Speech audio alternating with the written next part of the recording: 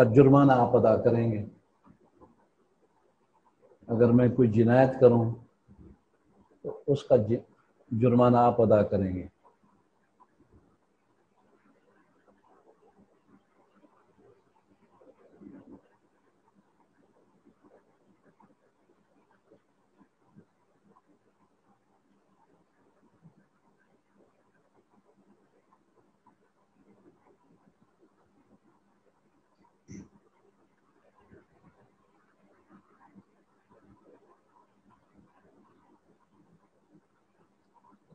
وہ جو آقا ہیں وہ کہتے ہیں قبیل تو مجھے قبول ہے۔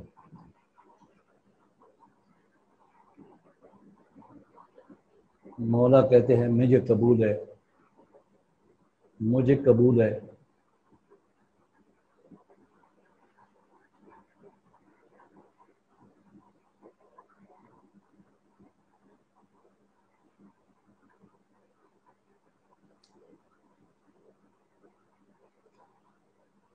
اب وہ شخص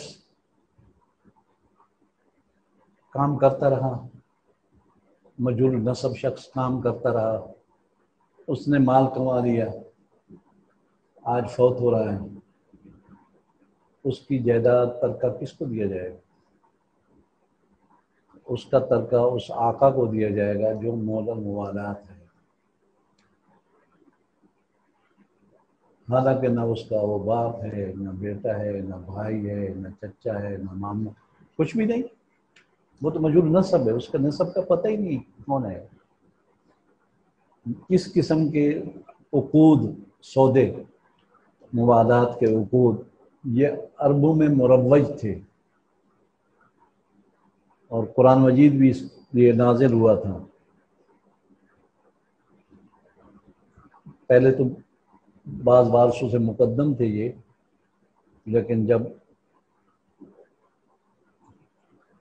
اول الارحام میں بعضهم اولیٰ ببعض نازل ہوئی آیت تو پھر یہ مؤخر کر دیا گیا اسی مرتبے میں کہ سب وارثوں کے بعد جو پہلے وارث تھے نہیں ہیں تو مولا الموالات کا حق ہوگا، اور وہ مولا الموالات اس آدمی کی جائیداد لے جائے گا جو مجہول نسب تھا۔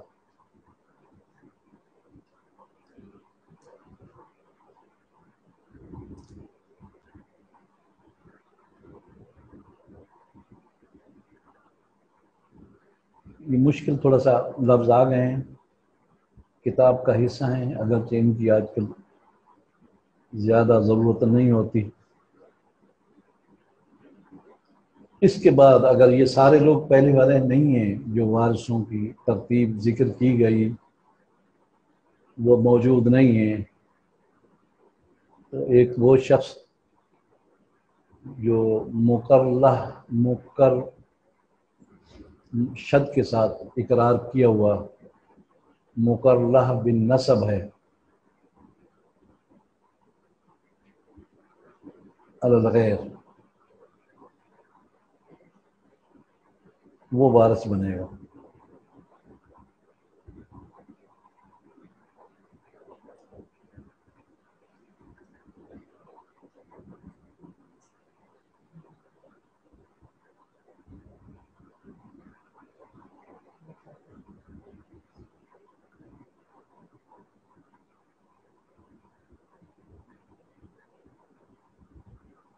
مقر اور مقر آپ کو پتہ ہے فرق ہے، مقر اقرار کرنے والا اور مقرلہ جس کے لیے اقرار کیا جائے، تو جہاں مقرلہ ہوگا مقر بھی تو ہوگا۔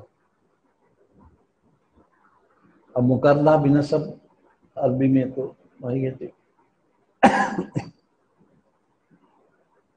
وہ وارث بنے گا۔ معاشی لکھ رہے ہیں 4 شرطیں اس کی، دیکھیں مقرلہ وارث بنے گا لیکن اس کے لیے 4 شرطیں ہیں۔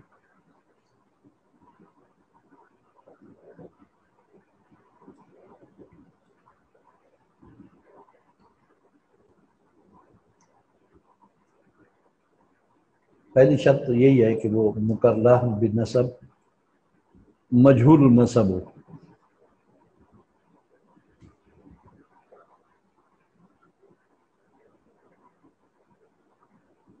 مجهول النسب ہو،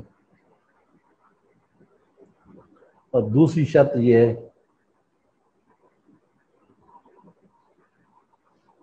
کہ اس کا اقرار متضمن ہو غیر کے نسب کو۔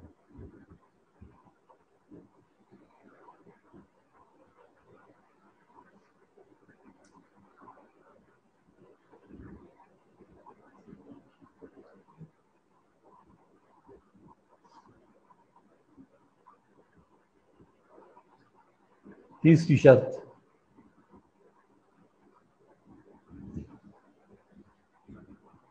کہ وہ اقرار ایسا ہو کہ اس سے غیر کا نسب ثابت نہ ہو۔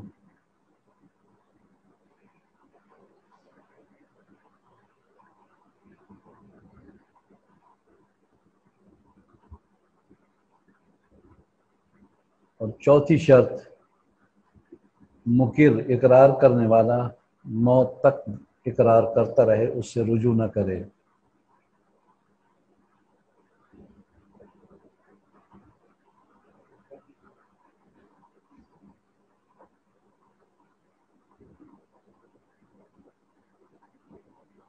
اب یہ 4 شرطیں ہیں، لیکن اس کی تفصیل سب جگہ ہے۔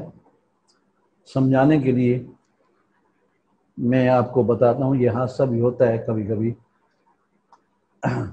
ایک آدمی لاوالد ہوتا ہے، اس کے عزیز و اقارب نہیں ہوتے، رشتہ دار نہیں ہوتے، اور کسی بھی آدمی کو بیٹا بنا لیتا ہے، اور اب جب مرنے لگتا ہے وہ شخص، وہ مقرہ بنسب جس کا وہ اقرار کرنا چاہتا ہے، اس کے نسب کو کوئی پتہ نہیں، تو وہ چونکہ ساری زندگی اس کی خدمت کرتا رہا، تو وہ کہتا ہے لوگوں یہ میرا بیٹا ہے۔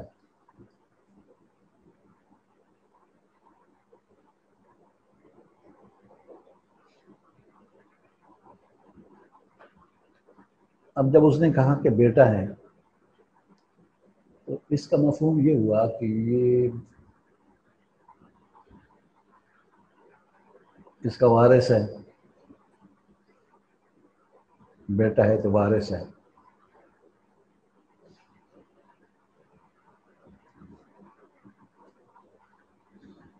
اب یہ بیٹا جو ہے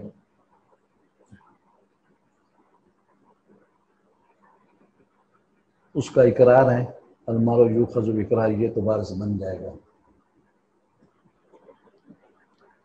اگر وہ یہ کہتا ہے کہ یہ میرا بھائی ہے، جب اس نے بھائی کہا تو اس کا معنی یہ ہے کہ میرے باپ کا بیٹا ہے۔ یہ ہے کہ اقرار کرنے والا نسب کا، اس کا اقرار متضمن ہو غیر پر نسب کا، یعنی غیر کا نسب بھی ثابت کر رہا ہو، مجهول النسب ہو۔ کہتا ہے میرا بھائی ہے۔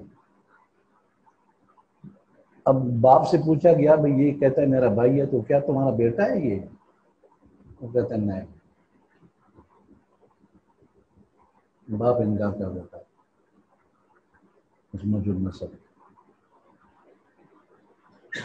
اب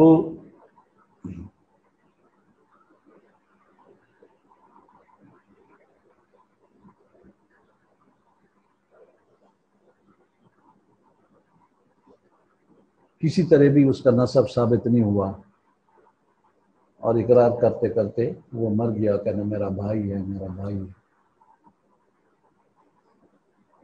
اب کیا اس کو وراثت ملے گی؟ تو کہتے ہیں ہاں ملے گی، لیکن مول الموالات کے بعد، یعنی مول الموالات بھی نہ ہو، سارے رشتہ دار پہلے نہ ہوں، اس کے بعد مقرہ بالنسب ہے، اس کو جائیداد ملے گی۔ نہایت کمزور ترین اس کا رشتہ دار ہے، کیونکہ اس نے دعویٰ کیا ہے نسب کا کہ یہ میرا بھائی ہے، اور ثابت نہیں ہو سکا۔ تو جب نسب کا کوئی شخص دعوت کرتا ہے تو ایک نسب کا دعویٰ کیا، دوسرا استحقاق مال کا، کیونکہ میرا بھائی ہے لہذا میرے مال کا حقدار ہے۔ تو نسب تو ثابت نہیں ہو سکا، لیکن استحقاق مال کا متضمن تھا، تو مال اس کو دے دیا جائے گا، بشرطے کہ پہلے لوگ نہ ہوں، اس کے نسبی سببی وارث نہ ہوں، مجهول النسب ہو۔ تو اس کو مال دیا جائے گا۔ یہ جو آج کی تقریر کی ہے یہ کتاب کے متن کے سمجھانے کے لیے میں نے کی ہے، اس کا واسطہ مشکل سے پڑتا ہے۔ اس کے بعد موصالہ بجمیع المال، موصالہ بجمیع المال پڑھ چکے ہیں آپ۔ وصیت ثلث سے جاری ہوتی ہے، لیکن مرحوم کا ایک خیر خواہ ہے یا جو بھی ہے، وہ کہتے ہیں جی سارا مال اس کو دے دینا، میرا جتنا مال ہے یہ اس کو دے دینا۔ ایک ہوتا ہے نا کہتا ہے میرے بیٹے نافرمان ہے نہ دینا، اس سے کچھ نہیں ہوتا، نافرمان ہے تو پھر بھی وارث بنیں گے وہ۔ نافرمان میں آگ کرتا ہوں، یہ بکواس ہے، آگ سے کچھ نہیں ہوتا، وہ بیٹے وارث ہوتے ہیں، آگ نہیں ہوتے، الا یہ کہ وہ گفٹ کر دے سارا مال کسی کو، فارغ ہو جائے اور حالت صحت میں گفٹ کرے۔ مرض موت کی حالت میں اگر گفٹ اور ہدیہ کرے تو وہ بھی وصیت بن جاتا ہے، تیسرے حصے سے جاری ہو۔ لیکن ایک یہ ہے کہ وہ کوئی بھی نہیں ہے، اب کوئی بھی نہیں ہے، مول الموالات بھی نہیں ہے، لیکن ایک ایسا آدمی ہے جس کے لیے میت مرنے کے وقت کہتا ہے جی میرا مال سارا مال اس کو دے دینا، اس کو کہتے ہیں موصالہ بجمیع المال، وہ مال اس کو دے دیں گے۔ اب موصالہ بجمیع المال بھی نہیں ہے، ایک آدمی مر گیا، اس کو لے آئے، اب کیا کیا جائے؟ کہتے ثم بیت المال، پھر بیت المال۔ بیت المال سے مراد ہوتا ہے بیت المسلمین۔ فقہ میں آپ لوگوں نے پڑھا ہوگا کہ بیت المال مال کا گھر، یہ پیچھے بھی بیت المال بنا ہوا ہے حکومت کی طرف سے۔ بیت المال اس گھر کو کہتے ہیں جو سارے مسلمان اس میں مشترک ہوں، سارے مسلمان مشترک۔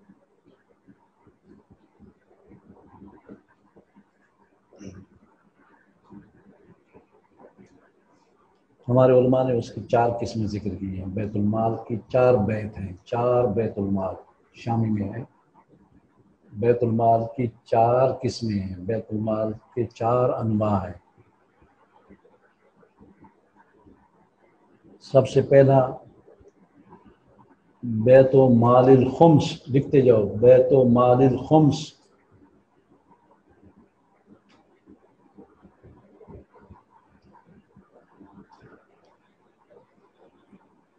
صاحب حاشا لکھتا ہے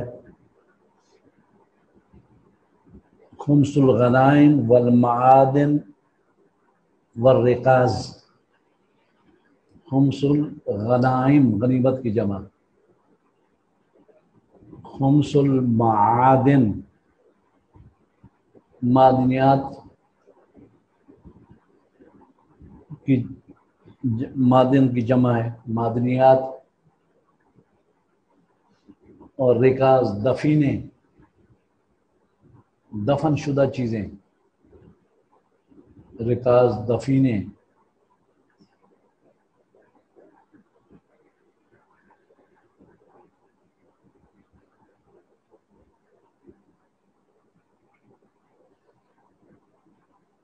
دوسرا بیت المال بیت و مال صدقہ،